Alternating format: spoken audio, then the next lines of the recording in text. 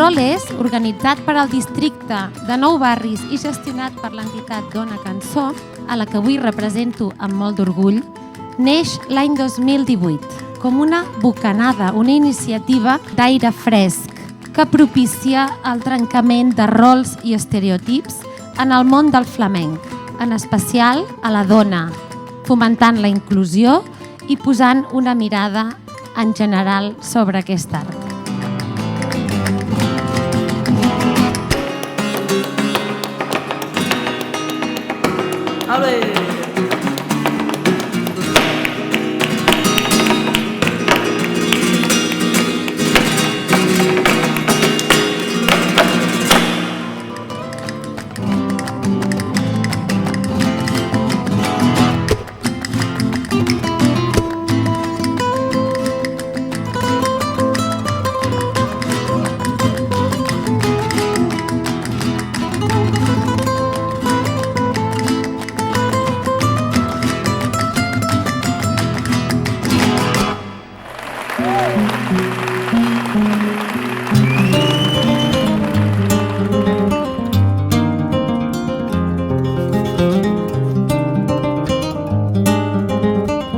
Me gustaría daros las gracias por venir hoy, esta noche, a escucharnos y llenar este patio, que además a mí me trae muchos recuerdos porque aquí he vivido muchas cosas, musicalmente y personalmente también.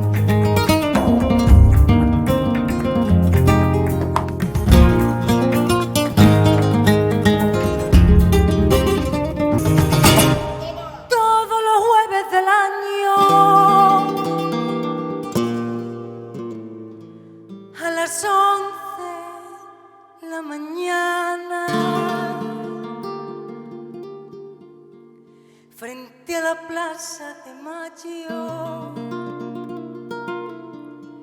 con lluvia, frío, calor,